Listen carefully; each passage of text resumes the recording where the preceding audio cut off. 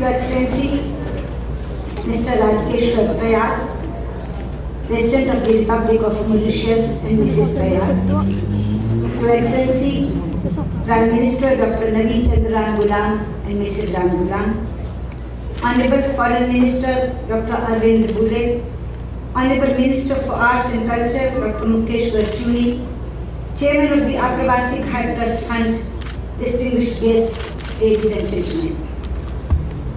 अपन बात शुरू करने से पहले हम उन सभी पूर्वज लोगों के याद करे चाहत और उनका नमन करे चाहत जो 180 बरस पहले अपने देश के छोड़ के मॉरिशस देश आए रहने जा और जो अपन खून पसीना बहा के की धरती के सिंचलन और आज के मॉरिशस देश की नींव डलन जा।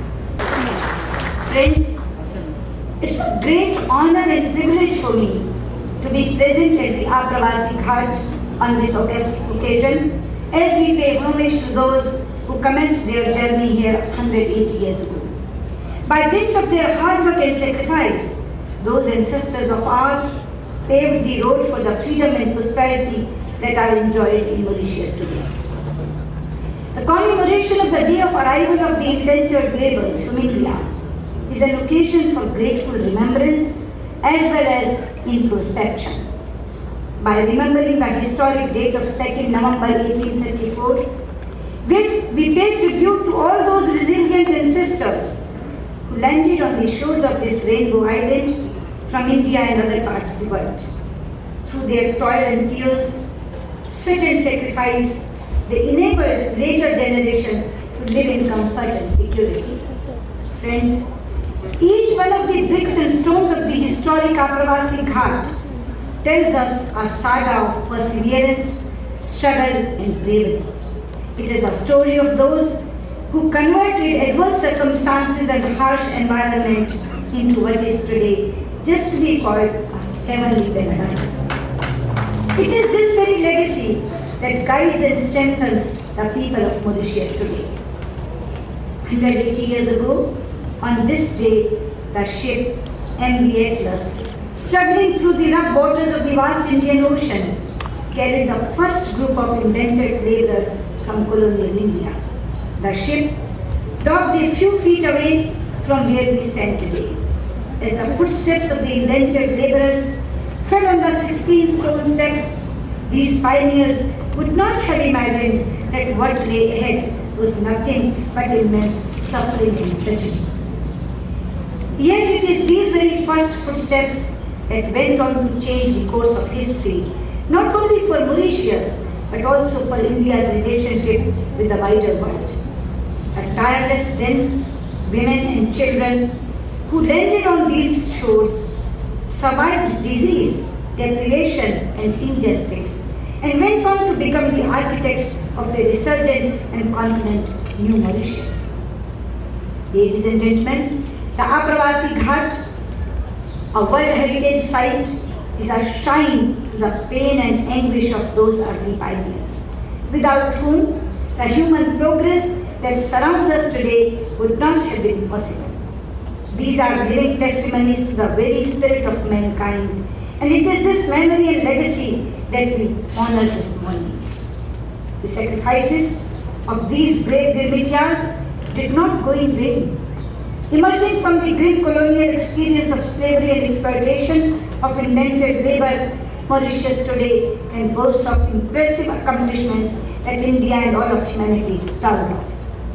You have consistently ranked very high in various indices of human development, be it governance, standard of living, or economic competitiveness.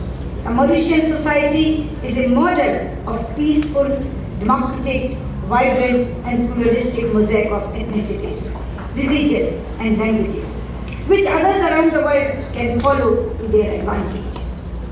Friends, India and Mauritius enjoy a unique and truly exceptional bond of friendship, anchored in a shared historical and cultural heritage. The Mauritian and Indian struggles for independence fed inspiration and energy into each other. When the SS Nowshera made a brief stopover in Mauritius in 1901, on its way to India from South Africa, one of the passengers on board was an extraordinary young visionary barrister, the young Mohandas Karamchand Gandhi. Gandhiji became acutely aware of the deplorable condition of a vast majority of the immigrants, especially that of the indentured laborers who had no civil and political rights under the colonial administration. This brief stopover by the man who went on to become the Mahatma and father of the Indian nation set in motion a process of cultural, social and political emancipation that was carried forward by Mauritius' very own architects of freedom, Shri Sivsagar Ram Ghulam. The father of the Mauritian nation stood tall amongst them.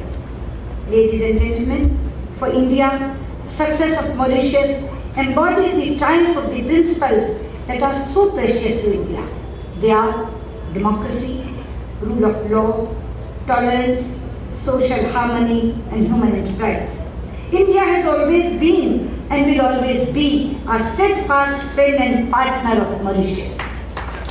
I have no doubt that you have heard the words of Sri Abhimanyu Anand, a Mauritian literary doyen whose words are inscribed on these very walls. These words ring so true on today's auspicious occasion that I cannot help but recall them when my talk. आज अचानक हिंद महासागर की लहरों से तैरकर आई गंगा की इस पर लहरी को सुन फिर याद आ गया मुझे वो काला इतिहास, उसका बिसरा हुआ वो अनजान प्रवासी, बहा बहा कर लाल पसीना, वो पहला दिलमिटिया इस माटी का बेटा जो मेरा भी अपना था, तेरा भी अपना, जो मेरा भी अपना था, तेरा भी अपना। I request Her Excellency Srimati Swaraj to remain on stage. Srimati Swaraj.